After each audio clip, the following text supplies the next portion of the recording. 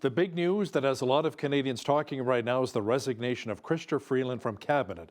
And is Prime Minister Justin Trudeau possibly next? To talk about this in more detail is Sun political columnist Brian Lilley, who joins us once again from Toronto. So Brian, there are a number of Liberal MPs who are also wanting Trudeau to resign. Will it actually happen before next year's federal election? I don't think so. But this is the biggest parlor game in Canadian politics right now. It has been for a while. When's Justin Trudeau going to leave? I was talking with one Liberal at an event here in Toronto, and they said, if your finance minister leaving can't kill you off, maybe nothing can. So, is Justin Trudeau remaining the Teflon Don of Canadian politics, where nothing's really going to touch him? You look at the video that I'm sure many people have seen of him leaving his office in Longement Block on Monday night, and he's headed to the Liberal fundraiser, and he's being heckled. People screaming, how dare you? You've betrayed Canada. You need to leave. He just turns and smiles and looks at them like nothing bad happened to me today. This is not a guy who has been humbled or humiliated in any way, shape, or form. And he believes I've said it before, he has a messianic complex about himself. He thinks he is the savior of Canada. And before it was saving Canada from Pierre Poilievre, and then misinformation and disinformation, and now Donald Trump. And he's the only one that can do it for us, Hal. He has to save us from ourselves and all these other nasty people. And so Chrystia Freeland may be gone, but I don't think Justin Trudeau's leaving. Now, let's circle back to Freeland for just a moment here, Brian. How did the Prime Minister's office tell Freeland on Friday that she would be shuffled out of the finance minister portfolio following the fall economic statement? Very badly. This is one of the worst pieces of political operations I can think of. So you've got a finance minister who has been a loyal foot soldier for you for years, in all kinds of portfolios, has done whatever you've asked, was one of the early people to sign on before it even looked like the Liberals were going to form government. Chrystia Freeland was by Justin Trudeau's side. And they've been leaking to the Globe and Mail specifically for months now, not just the past couple of weeks, but they did this a few months ago. They humiliated her and talked to the Globe and Mail, and it's on the front page of the paper that matters most to someone like Chrystia Freeland, that they want to replace her with Mark Carney. And that doesn't quite happen. Carney doesn't bite. He takes on this new advisory role back in September, though. And then in the past couple of weeks, again, the Prime Minister's office leaking directly to the Globe and Mail that they don't believe that they have confidence in her. They don't feel that she's the right one. They're still trying to court Mark Carney.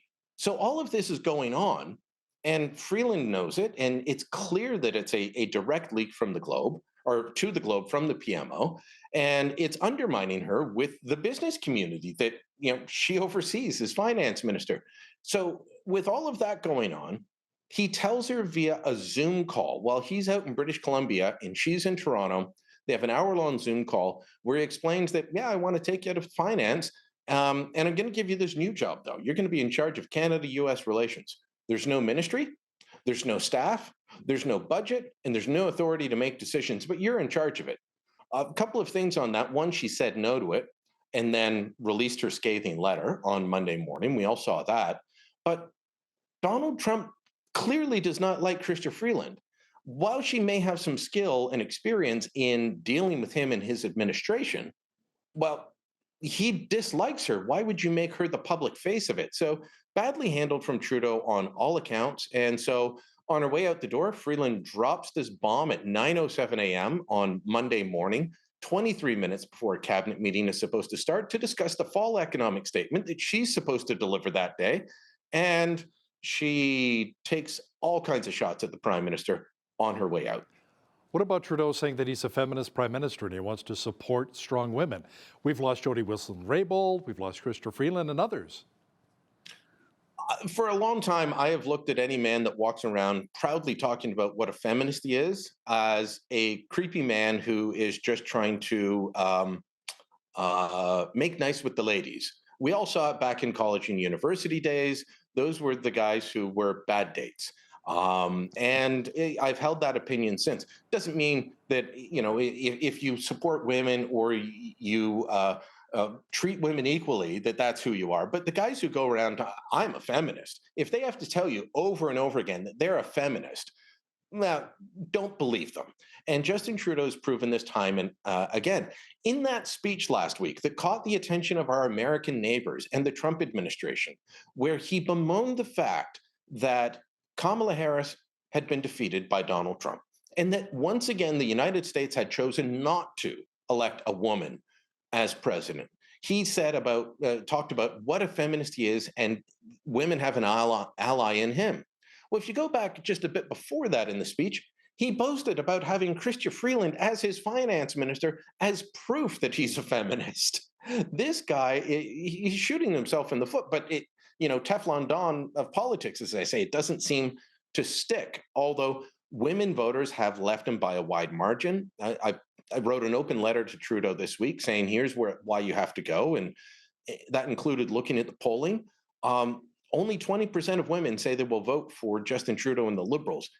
Pierre Poilievre and the Conservatives, who we've been told for years, well, he has a problem with women, 40% of women say they're going to vote for him. So no, Trudeau now has a problem with women voters. People aren't believing his shtick anymore, but there's no way to get him out. So, Brian, what do you make of NDP leader Jagmeet Singh demanding that Trudeau resign, but he wouldn't commit to voting down the government? I mean, Singh says, quote, all options are on the table. We've heard that before. But are they really there since Singh is waiting to receive his pension next year? Jagmeet Singh is the boy who cried wolf. He has been since he signed this agreement with Justin Trudeau, the one that he ripped up but didn't really rip up back in September.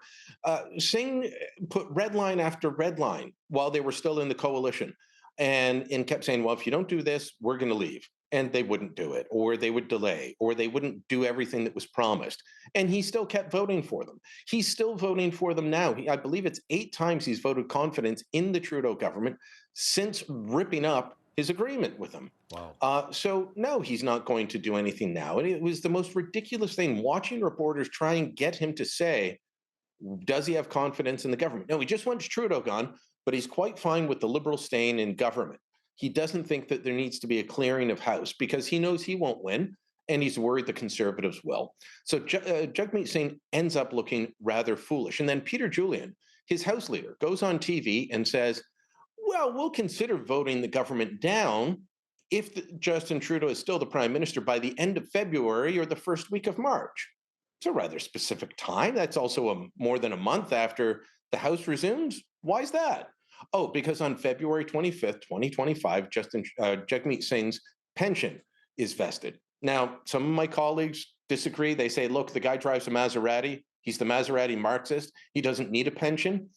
He clearly is hanging on for something. And his own actions are making it look like this is about the pension, the $2.3 million over the next several decades that will flow into his bank account.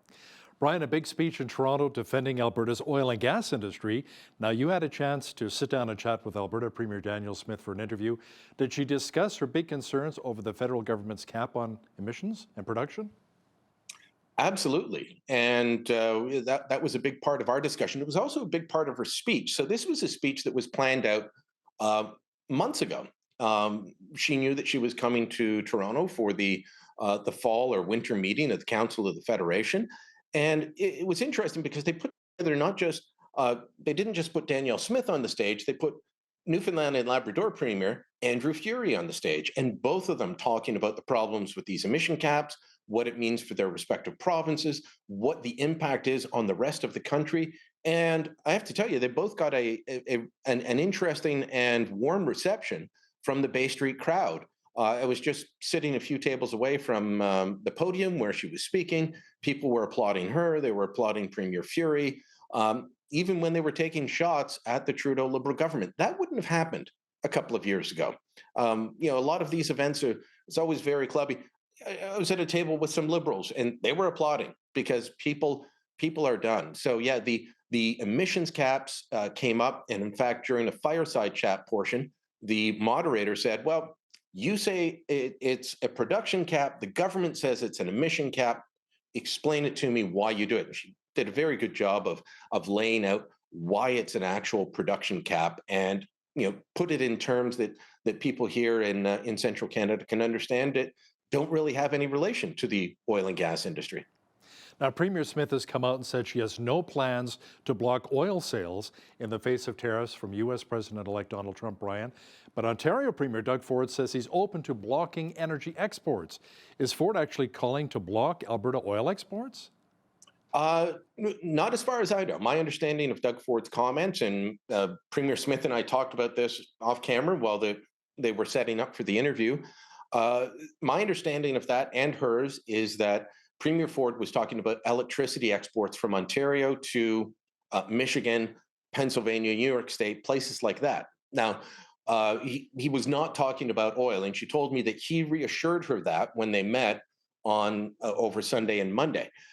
The problem is, and she raised this concern, and it's a valid one, is that if Ontario shuts down electricity sales to Michigan, Michigan could turn around and say, well, Line 5 goes through our jurisdiction, bringing oil and gas from Western Canada to Sarnia. We're going to shut that down. We're not going to let anything. I mean, they take a lot of it when it gets there. There's distribution, smaller pipelines and distribution hubs and refineries and such. And then much of it goes on to Sarnia. That provides about half or more of the jet fuel that is used at Pearson Airport. The refineries in Sarnia that are fed by Line 5. So if that ends up being shut down, that's huge. And she did say that we've got to be careful about that. So look, Premier Ford, I think, is still striking a good balance. I like how he's handling it. I like how Premier Smith is handling it. I don't agree with these people that say, let's fight the Americans. Let's thump our chest and say, we'll take you on and we'll block everything and tariff anything. If you're saying that, you're in the laptop class who is not going to be impacted by natural resource production shutting down, by manufacturing shutting down, by agriculture shutting down. You're just going to sit there and continue to write reports on PowerPoint and make presentations to people over Zoom and get paid. But everyone else is going to be impacted in a big way. So Ford is being a bit more aggressive, but I'll tell you this, he did get noticed by Trump. He's been doing, like Premier Smith, she was just on Fox News today. She told me about 4 interviews. Doug Ford has done a bunch of interviews in the States, including with friends of Trump, and it's getting noticed. And Trump did say when he was at the New York Stock Exchange opening, I hope to catch a deal with Canada.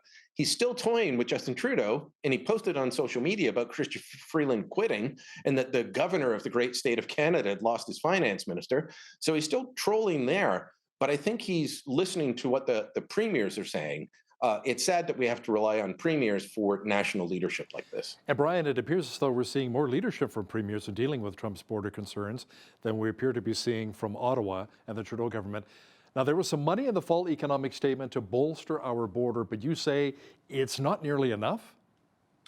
I don't think so. Look, Alberta itself is putting together, what is it, a $29 million plan, 51 sheriffs, the 2-kilometer zone of interest, I think is what they call it. I'm trying to remember the exact term, drones, sniffer dogs, all of that. That's far more detail than we've seen from the Trudeau government. They've offered $1.3 billion. That may sound like a lot. It's over 6 years, Hal. $1.3 billion over 6 years works out to just shy of $217 million a year on average.